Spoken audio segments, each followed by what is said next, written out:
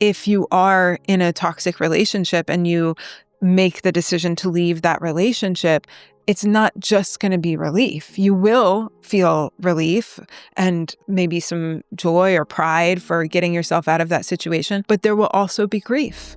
And there will also be a loss of something. And all of those things are existing, and it doesn't mean that you're wrong for feeling those feelings and that you haven't evolved in your healing journey to know when you need to leave a toxic relationship, just because you also experience the grief. And then we have also too the mirror of other people witnessing our stories and saying, oh, you should feel this. So it's like some of the emotions, like you say, like grief, they're not really honored by sometimes the people around us who are there to support us. And there's this real tension that can happen in the body where it's almost like a tug-of-war. And so when you are just trying to go into one emotion and you're just totally ignoring the other one, it is still pulling at you. Have you ever felt torn between two truths? Like you wanted something deeply and were also really afraid of it. And that's what we're talking about today. Ambivalence, not as confusion or self-sabotage, but as wisdom and your nervous system's signal that both matter. And as we expand our capacity in the nervous system, it allows us to feel the richness of duality and the duality of the full human experience. We'll unpack ambivalence through the neurosomatics of emotion, how emotions are constructed in the brain, live in the body, and what that means for healing and growth. We'll talk about ambivalence in a new way, why it's not something to fix, but something to metabolize. You'll walk away with insights and nervous system strategies for yourself and possibly for your clients to build capacity to hold duality without collapse or without urgency. Welcome to Trauma Rewired, the podcast that teaches you about your nervous system, how trauma lives in the body, and what you can do to heal. I'm your co-host, Elisabeth Kristof, founder of BrainBase.com, an online community where we use applied neurology and somatics for growth, resilience, personal development, and behavior change.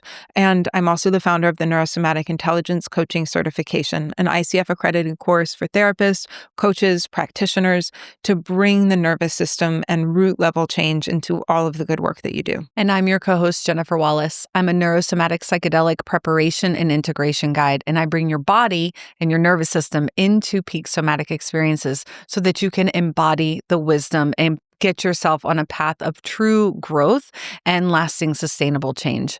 I'm also one of the educators at the Neurosomatic Intelligence Coaching Certification. This season, we're diving into emotions, affective neuroscience, and nervous system health and post-traumatic growth. And so you want to hit subscribe, whether you're listening or watching us on YouTube, so that you don't miss one of these important conversations. Let's define ambivalence, what it is, and why does it matter? So ambivalence is this internal experience of holding opposing truths or desires at the same time.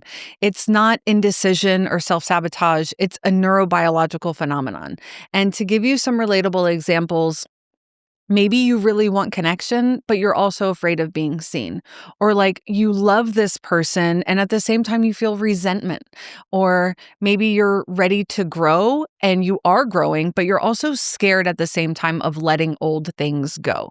It's like being in the excitement of change and also being afraid, being scared, right? And so our nervous systems can hold a lot of different emotions at one time. And that's really about holding the full human experience in your body. And I really thought it was important to have this conversation today because as we get into these paths of healing, we really start to notice ambivalence in our bodies and that we're holding it. And I think, as we're exploring emotions and affective neuroscience, one of these dualities is the experience of joy when we're not used to experiencing joy. Mm-hmm.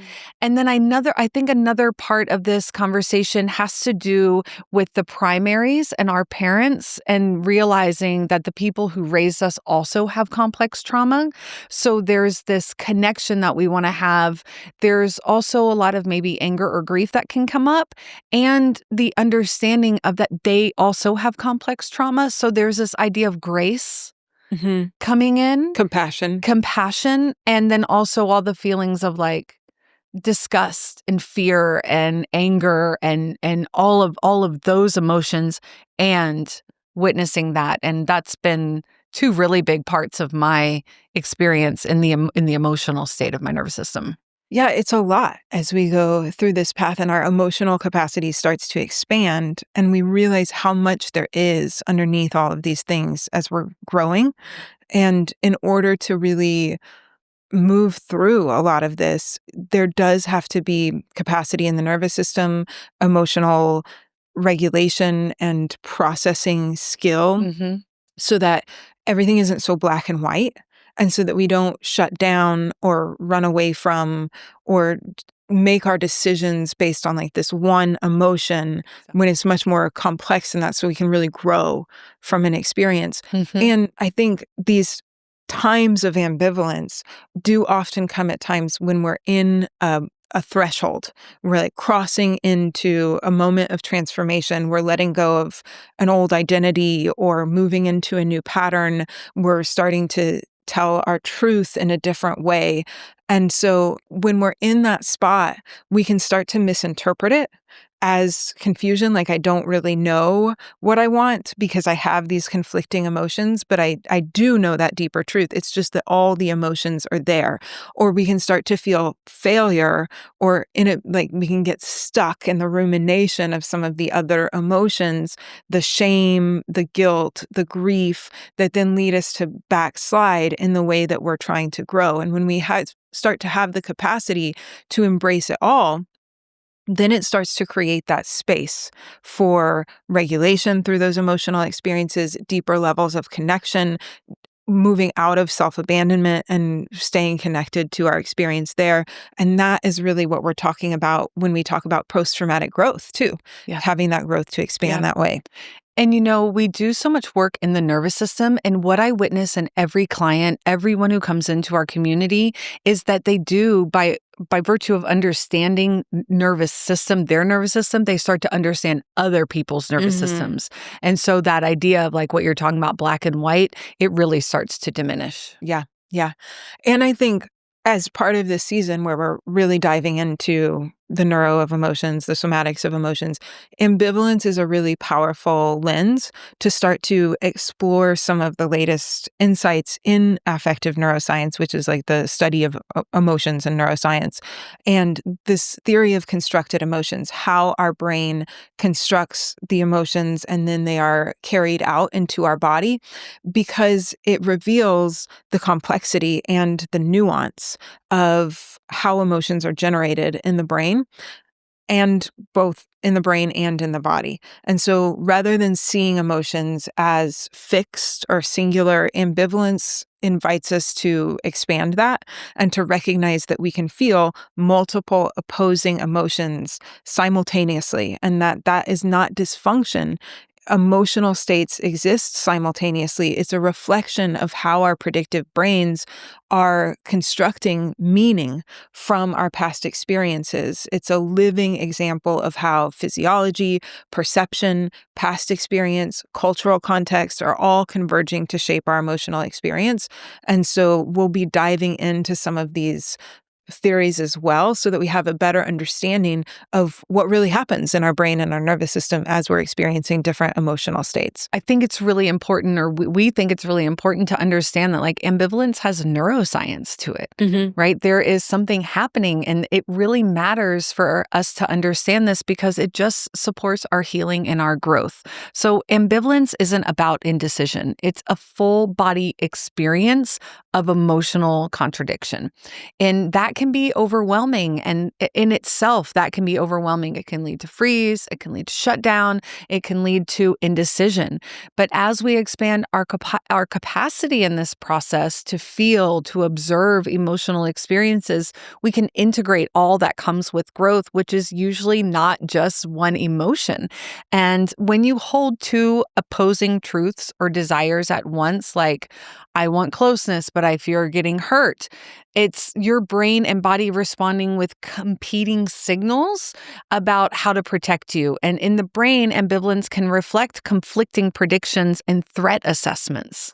Yeah, we've talked a lot on here about the insular cortex, right? This is a part of our brain that maps internal body sensations, and it's part of our interoceptive system that detects shifts in our heart rate, our breath, our gut tension, our organ function, all of these different interoceptive signals, helping the brain to register the emotional intensity and maybe even ambiguity of a situation, right? And at the same time as we're experiencing an emotion, our amygdala can tag certain outcomes as dangerous based on our past experience. And then we also have another part of our brain, the anterior cingulate cortex, which is attempting to process the conflict and to guide our behavior in adaptive ways. So all of these things are happening together at once. And then we have our prefrontal cortex that's evaluating different options, regulating our impulses, and trying to make a coherent narrative out of everything. And remember that our brain it functions on pattern recognition and prediction. And so sometimes when things are in that messy place of many different conflicting emotions, that can raise the threat level in our nervous system, in our brain, because it's having a harder time generating a prediction that it knows is going to keep you safe, both emotionally and socially and physically. So your emotional system, though, in these times of conflicting emotions, it's not confused. It's managing multiple valid inputs, right? And the structures there are constantly in dialogue, trying to determine what is the safest outcome, what's the most congruent, most aligned outcome with my past experiences that are not just mental, but they're physiological also, driven by our nervous system's patterns and our somatic responses. If you want to join us to learn the practices and the tools that we talk about all the time on the podcast, join us at rewiretrial.com for 2 free weeks of neurosomatic training. We are live on-site teaching 5 times a week, emotional processing and functional neurology, and we would love to see you there. Get 2 free weeks at rewiretrial.com. When we're easily pushed into threat, into a stress response by feeling emotions in the body, this often shows up as simultaneous activation and inhibition. You might feel sympathetic stress response, racing heart, tension, shallow breath, and parasympathetic shutdown, freeze, collapse, even numbness. And so it's like the body is preparing to act and to retreat at the same time. And that's why ambivalence often feels like being stuck, foggy, or disconnected, because it's biologically a very complex state. Mm-hmm. And that's why I think emotional processing, which we're going to get into, is like so important so that you can identify that you are holding this complexity. I think also too, when we did our episode on emotional neglect and maybe on like attunement and misattunement, there's this skill that is lacking to have nuance in emotion, because when we don't grow up with like learning how to identify, articulate, talk about, feel a lot of sensations and how to process them, our emotional vocabulary becomes very limited. And there's so many emotions, and we're going to do an episode soon on alexithymia, which is this real inability to feel emotions. But I think there's a lot of degrees of that, where we just don't have the patterned understanding, knowing somatically in our body and in our brain to be able to really feel and parcel apart these emotions. And so when we have these big experiences where there are a lot of different emotions happening, which is a lot of experiences, most of life is like there's many flavors to that, it can just get really overwhelming and kind of shut us down to an experience, or we just really see it in like, this is bad because I feel sad, or I feel shame, or I feel guilt. And there's no like, some of this is good, and some of this is exciting, and some of this is growth, and some of this is connection, and some of this is fear and shame, and like allowing all of it to exist. Well, then there's also dissociation, right? Where we are lacking that continuity of being in our bodies. And so I think a lot of times what I experience and I witness through clients is like when embodiment is taking up more space than dissociation is, emotions are really confusing, right? And then, like you said, there's been a really limited vocabulary. And so now we have to try and understand, what are we identifying with here? Like, what is it? And we have to open up be more than like, this is good and this is bad. Like the idea of good and bad needs to also go away because it's all informative. It's all here and showing up for some reason. And to diminish one emotion is really to diminish all of them. I mean, the idea, just like we talk about being in nervous system regulation isn't about being flatlined. It's the same thing with the emotional experience. We're here to experience all of the emotions. Right. And so to shut any one of them down is to shut all of them down. We're not all just here to be like, be happy. Like that is not reality. No, and like you said, all of them carry important messages. Anger is such a powerful action signal. Yeah. There's so much to learn and experience from all of our emotions. I feel like grief expands our heart in such a big, powerful way that allows for more connection. So that, like you were saying, there's no bad emotion. And there's no way to experience human life without experiencing all of these. Yeah, loss and grief and rage. There's many places to go with this conversation. I'm really excited that we're having it. Yeah. From a trauma perspective, it's really key to understanding ambivalence because it's often pathologized as self-sabotage, but it's actually the nervous system doing its job. It's trying to hold space for multiple truths, each rooted in protection. And like when we stop treating ambivalence as something to override but have the capacity and skill instead to meet it with regulation, interoceptive awareness, and curiosity, we make room for more wisdom, for more knowing, for the integration of an emotional experience. And your nervous system does not need to resolve conflict immediately. I think that's also something that's hard for people to really sit with because we like that it has to happen now. And your nervous system doesn't really work like that. It needs enough safety to withstand the contradiction that it's experiencing internally. And that is where NSI helps. This is where somatic work and emotional processing really come into play to support these larger narratives. And it gives the brain and body new options for metabolizing emotion and for the sensing, for the emotional complexity, and for the movement that emotions really need. Yeah, it's really true. So as we're talking about this, I was thinking a lot as we were preparing for this episode about affective neuroscience, the study of emotions and the neuroscience of emotions, and some of the theories that would be relevant here. So one of the newer theories in affective neuroscience is the theory of constructed emotion by Lisa Feldman Barrett. And there's some great books on that, how emotions are made, 7.5 lessons about the brain. So if you want to dive into that deeper, but kind of a big picture of that is that it used to be thought that our brain was very divided between the old brain, like our brainstem, and then our limbic system and our higher order thinking systems, and that these kind of operated separately from one another. One was more evolved than the other. And it was also thought that emotions had like a very specific universal signature in the brain. Grief had a signature, anger had a signature. And what more modern neuroscience is showing is that one, all parts of the brain are communicating with one another all of the time. It's really the patterns in how they're communicating, what gets dialed up, what gets turned down. It's more this idea of neurotags, neurons that fire together and wire together to create patterned ways of interpreting sensory data, of interpreting the world around you, and then creating responses in your body and your autonomic nervous system. And so nothing is as compartmentalized as that. And our emotions don't just come from our limbic system.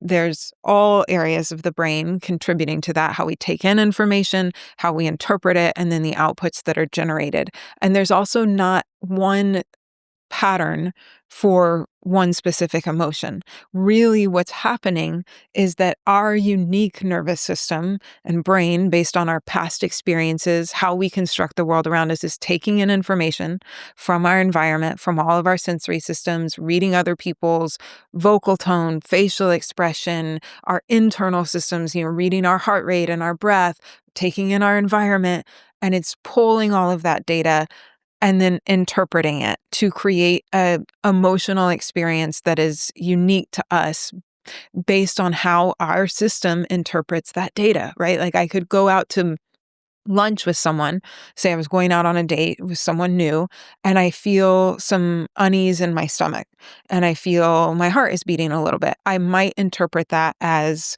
I'm excited about this date and I have feelings for the person. I might interpret that as this person is threatening and not somebody that I want to spend with. Or maybe I was feeling a little bit under the weather and instead I interpret those bodily signals as I think I'm getting sick. And so, or maybe I really am getting the flu and it has nothing to do with the person that I'm with. So the signals can be signals, and the emotion that comes from that is based on our interpretation and then prediction and then the output. I think it's just important in this conversation to remember that, because as we're thinking about all these emotional experiences, it's not like there's one appropriate emotion for something.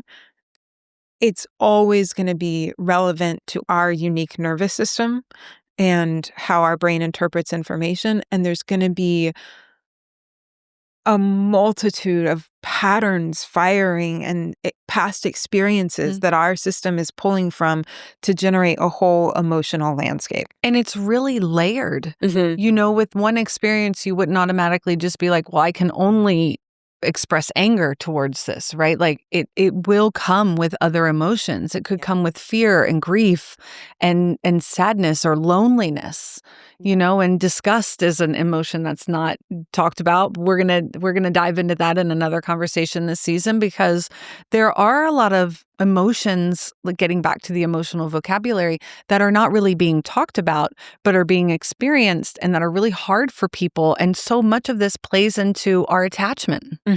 Yes, I think one of the places you can really see this ambivalence come up is when we're thinking about trauma and attachment, right? And again, you mentioned, and this is often labeled as self-sabotage when we like pull back from maybe the connection that we really desire, or we don't, you know, we want to have partnership, but we don't go into seeking it, or we want to have closer relationships. We also pull back from intimacy. But again, remember, this is a protective, adaptive response, and that there are multiple things going on there. So, for example, like if you are in a toxic relationship and you make the decision to leave that relationship, it's not just going to be relief. You will feel relief and maybe some joy or pride for getting yourself out of that situation, but there will also be grief, and there will also be a loss of something. And all of those things are existing, and it doesn't mean that you're wrong for feeling those feelings and that you haven't like evolved in your healing journey to know when you need to leave a toxic relationship, just because you also experience the grief. And then we have also too the mirror of other people witnessing our stories and saying, "Oh, you should feel this." So it's like some of the emotions, like you say, like grief, they're not really honored by sometimes the people around us who are there to support us, and there's this real tension that can happen in the body where it's almost like a tug-of-war. And so when you are just trying to go into one emotion and you're just totally ignoring the other one, it is still pulling at you. Yeah. And it is creating real tension in a physiological level and in a way of like self-abandonment in a little way, you know, and like once again, back to like the fullness of what we're here to experience. And it's like we have to re-educate ourselves in emotion. And what emotional landscape really is. And once again, so much of that comes into the lens of like embodiment. Yeah, I agree, because like we see this a lot working with our clients or on the site. When people start to change the way they relate to family, this happens a lot as you're on the healing journey, setting boundaries or speaking your truth or stepping back from certain dynamics. It can really trigger a big ambivalence, right? That can bring up a lot of ambivalence, because on the one hand, there is this self-protection that is occurring there. You have a new level of not abandoning yourself. There can be some relief and some stress load that comes with that. Finally, choosing safety or choosing to honor your body's signals, what your nervous system has been signaling for years. But right alongside that, you can also feel like parts of your identity are shifting too. Maybe you consider yourself a really loyal, loving person, the person that stands by people no matter what, or the person that performs to make other people happy. So you're letting go of those parts of yourself. And that can also rupture bonds that there is grief from. So a lot of clients end up describing it like they're self-sabotaging when they are hesitating to enforce that boundary. But what's really happening is the nervous system is holding space for both truths. It wants safety, it wants to not self-abandon, it wants to express needs, and at the same time, it wants to preserve the attachment and maintain the relational connection that it needs for survival. And things can get really muddy in relationship, especially when, I mean, it happened for me. I chose to change, and there's an expectation from people in my life. They expect me to show up in a particular way, and when I don't meet that expectation, it causes an internal attachment chaos to each other, and things can really get shifty there, right? It triggers change. We talk about this all the time. Change is scary for the brain. Change is very threatening. And so change also that bleeds out into the bigger picture of our relational dynamics, where change threatens attachment.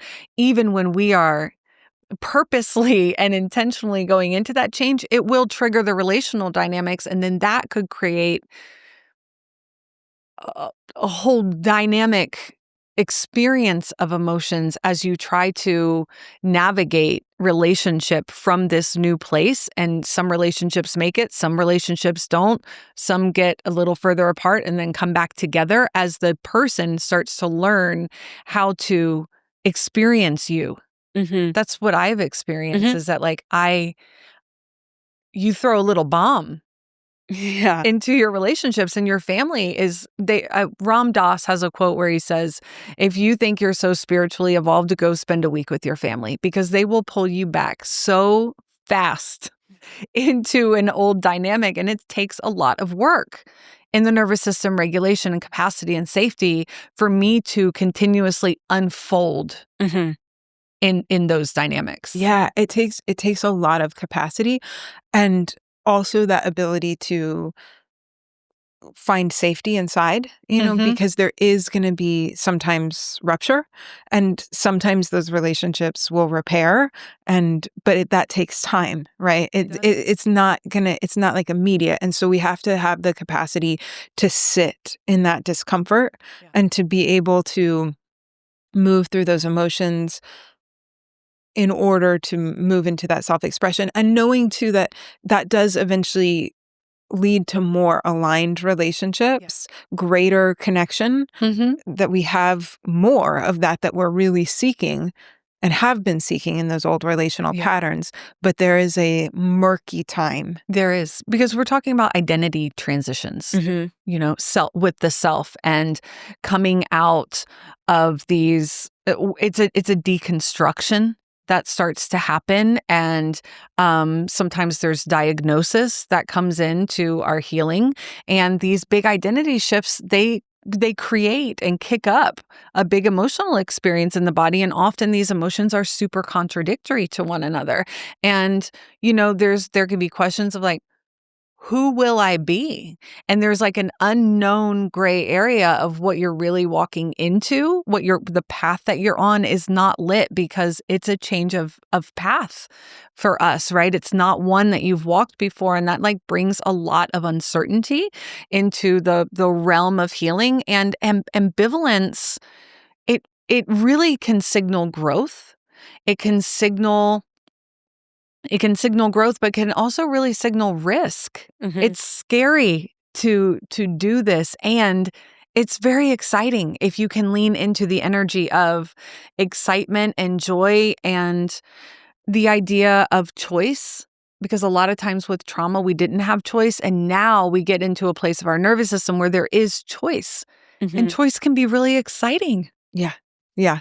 I mean, I feel like there's been so many different times where I've had big identity shifts, but I think one really concrete example of this is a few years ago, maybe 4 or 5 years ago, I decided to take brain-based away from the world of movement. And like Mhm. all of my life, I had been a movement teacher, a mover, and I knew I'm going in a different direction. There's a different calling.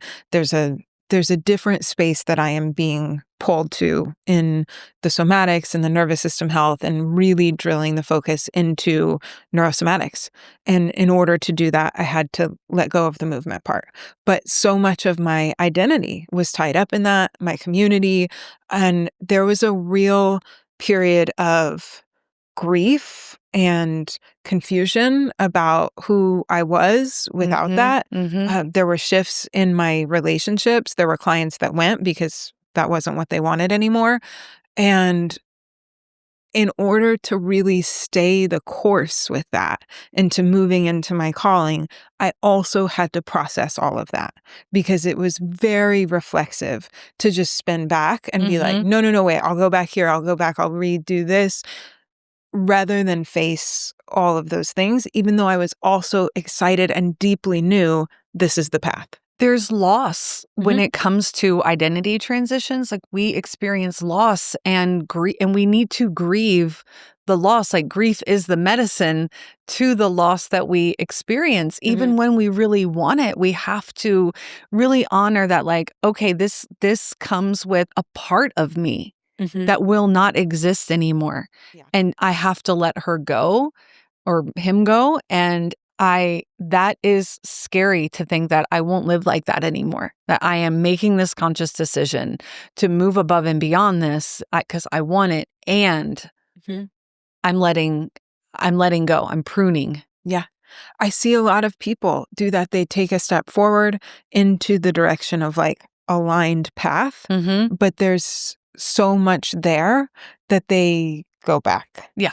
you know, Yeah. Because because it takes capacity and takes skill. capacity. It does. It does. And like, once again, like that, the path isn't lit. You have to light the way. Mhm. And that takes capacity and it takes tools so that you can take the next step and maybe hang out there for a minute before you take another decision. And then there's the idea that we've talked about on here too, is like being able to pivot Mhm. and know, like, I'm staying here too long. I'm not moving fast enough over here. And it's like decisions need to be made, and you want to be in alignment with those decisions and move from like a really trusted, aligned, embodied space Yeah. and trust yourself. Trust is huge. That clarity and that trust really comes from processing the emotions. Like, I know we're Exactly. like really hammering this in for people, but if I don't move through those emotions, I have all of these constricted patterns. I'm pushing into states of dissociation, Mm-hmm.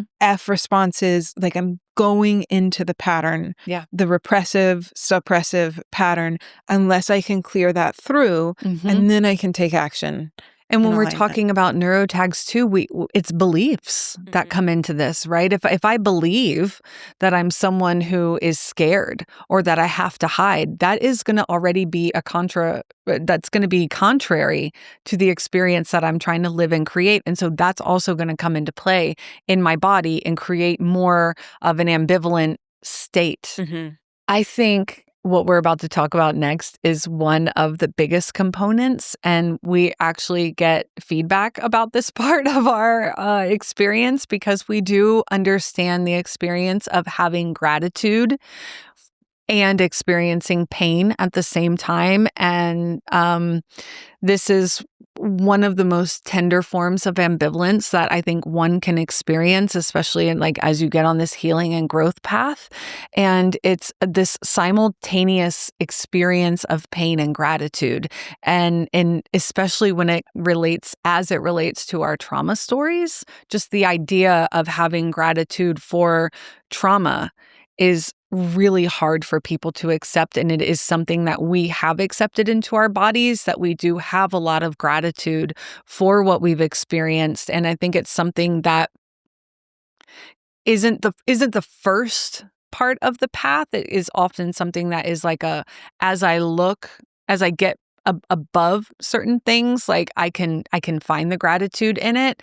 And it's not that I don't feel very deep sorrow for myself, like what I've experienced and what I've lost, but it's also like there are ways that we've been hurt and what we have had to survive. And there's also that deep pain that comes with witnessing myself, but also deep gratitude for what these experiences have taught me, what they have brought me in my life, this whole trauma rewired experience, my relationship with Elisabeth, right? The trauma has shaped who I have become.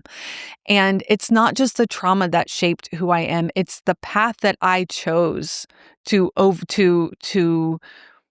I don't want to necessarily use the word like overcome, but it has led me to something else, something greater, because I made a choice that it wasn't going to be what defined me.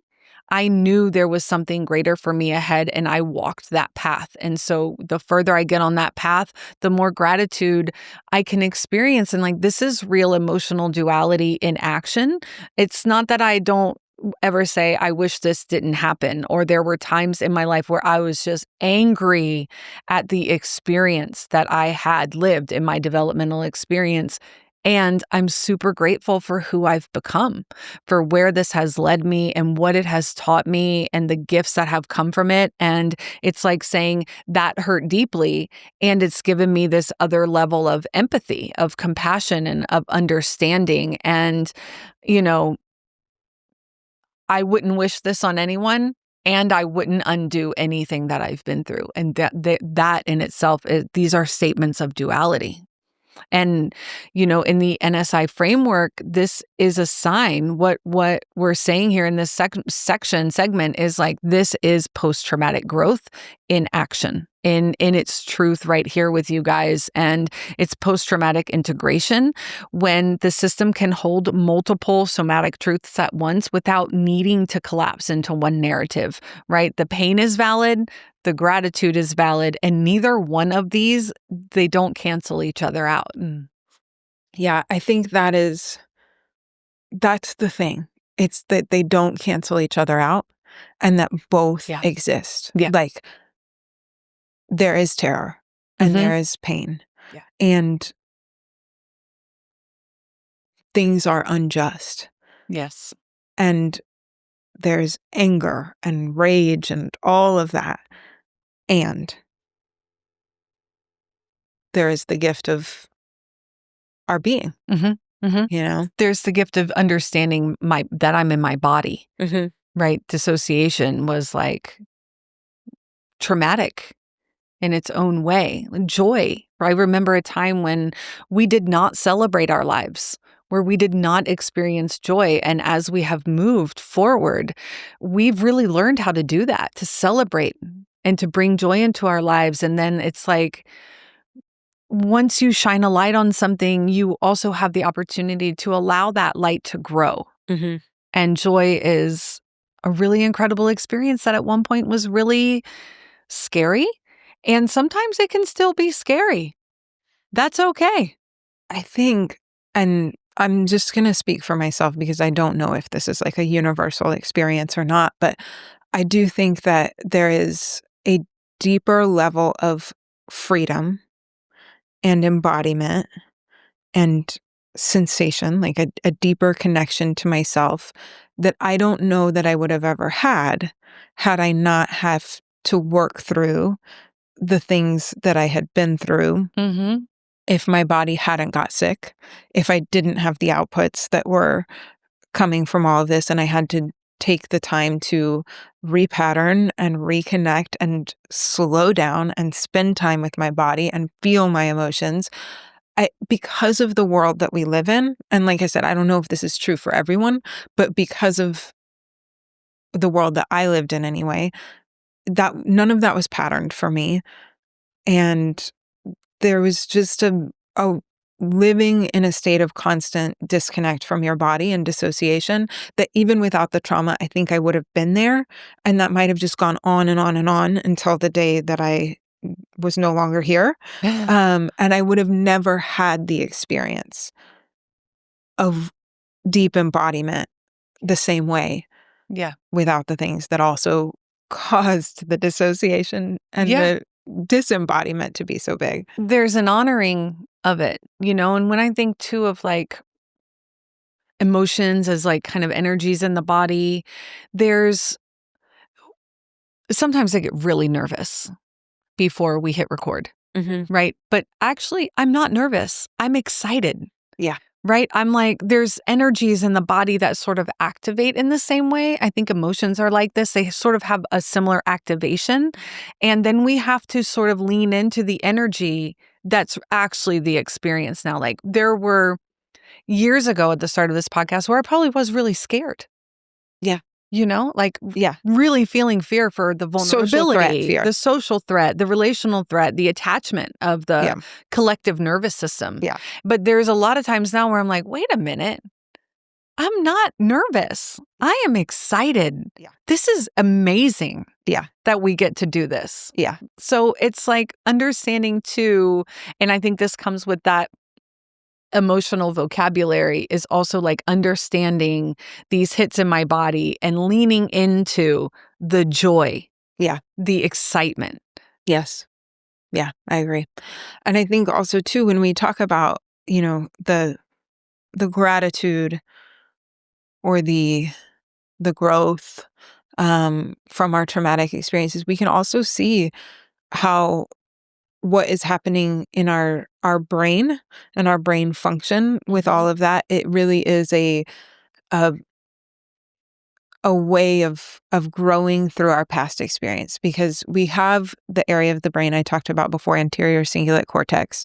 And again, that is an area that is involved in both emotional conflict and meaning making. So it helps us process these layered experiences and hold cognitive emotional complexity.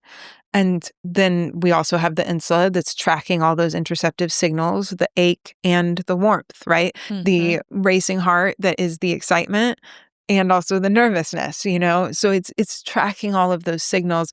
And then our prefrontal cortex is working to weave all of that into a coherent story. So when I get better at that skill of, the brain function too, of like reading those interoceptive signals, having good fuel supply, good prefrontal cortex activation and fuel, but also working through the emotional processing to allow all of these truths to coexist, all of the emotions to coexist without rushing to resolve it or necessarily choose one right one, make something bad or good, then that is really what is creating space for integration in the level of my brain function, like integration of these parts of my brain communicating with one another, integration of the experience in my body to move all of that through. And I'm able to stop either romanticizing the past or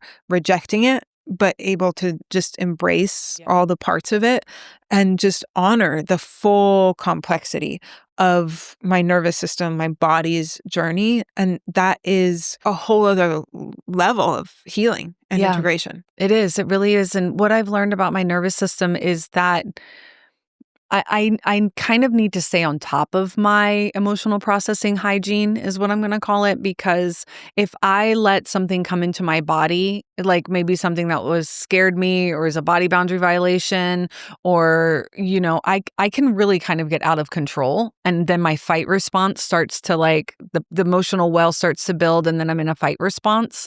So understanding my nervous system and being in emotional processing has really helped tame that response, number one, or tame all of the F responses, to be honest with you. But for me, it's about some emotional processing calls for me to bounce, to shake it out. It's dynamic. It's energetic. I'm saying things and throwing my arms out and really honoring like, oh my God, I'm really scared. And wow, this is amazing. And I'm really excited. And then sometimes the emotional processing is really slow. It's about slow, full body movements. Sometimes I'm on the floor. I really love doing emotional processing on the floor, actually. Sometimes I'm in my bed. So it's also about having a range of practices and kind of knowing, like, because flight can show up in my emotional processing where sometimes I'm just like, oh my God, I just want to like be done with this. Yeah. I don't want to slow down. And it's when I hear that, when I feel that, I'm like, you better slow down. Yeah. You need to slow down. And it's like cultivating a space for myself. And this is where I really feel the sanctuary of my space, my home, my garden, where it's like, this is my safe space to move slow. Because there was a time in my life where moving slow wasn't available, but that is where the medicine is. And understanding that, like, for me, I'm very well worn for shame. And understanding those nuances of shame and then just being like, okay, let's just move this. So it's like, I'm not someone who was patterned for a lot of movement. I never really did a lot of movement because I was like, I spent a lot of my life in shutdown and immobility. And so the idea of movement is something that I really had to kind of work for. And I can't let that get down. You know, I have to stay in motion with. Keep practicing the skill. Yeah, I do. It's a skill that I've really had to work at and to understand, like I said, just the nuances of my own nervous system of like, don't let that come into the body. Just let that go right away because we've had so many conversations about these little ways that we can be impacted when we're out into the world. And it's like, no, what has happened here emotionally is super sacred and not anything just gets to come into my body now. I have real boundaries around experiences and the emotional experience that could create for me. And so I am someone, I do lean into emotional processing pretty regularly because I also want to process the excitement. I want to process the joy. And it looks very similar to processing grief and shame and rage. Yeah. I feel like for me, it's interesting when I think about my emotional processing journey.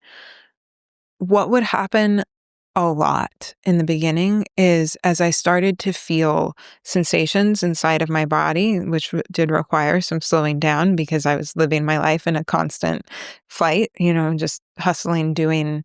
I did need stillness for my nervous system to create the space to feel, to the time and the space. And almost immediately, I would get nauseous. Like anytime I dropped into my body, even just for 30 seconds, I would get a protective output of nausea from feeling my internal sensations. And I have learned that I have to get still to feel the sensations, but I also have to move them right away because I will get sick. And so it really requires like pairing the sensations with vocal sounds or maybe sometimes gentle movements, resourcing myself by rolling around on the floor, maybe sometimes stacking my neurotools with that. But my system did need movement and it needed a lot of support. And it really had to go in that minimum effective dose because my interoceptive signals were very threatening. And I got a strong protective output very quickly. And so it's that moving at that capacity, but also re-educating my system how to metabolize in a way that wasn't super energy costly, that wasn't moving me back into flight and like big movement, but enough to regulate through that experience of feeling those sensations. Yeah. Yeah. And it's a journey with the self, right? And that's why like NSI is so, oh God, there's so many words I want to fill in the blank here. Like it's vital. It's so important and necessary to like understand your own nervous system so that you can find the safety, figure out what's protecting, how it's protecting. Like it's just really all about being curious about your nervous system. And just the idea of the curiosity is so magnificent as an energy to take on, but like that also took capacity. So it's like a building experience. You build the capacity to not even hold more, but to like move more. Like we're not just holding it. We're conduiting Holding it is going to hold me down. Yeah. Really. Moving more. Yeah, moving more. And that is too, it's a lot of what we do on the site is just these very gentle practices at rewiretrial.com where we just use tools for regulation, gentle training of that skill to feel our signals and move it. I do think it's really important. Yeah, it is. It is really important. I just hope that people are having an understanding that like all this emotional experience, this ambivalence is a bridge, right? It's not a block, it's a bridge into a different experience, maybe a more embodied experience or maybe a more clear experience, but it is complexity. Trauma is complexity. It's complex trauma. It's complex trauma.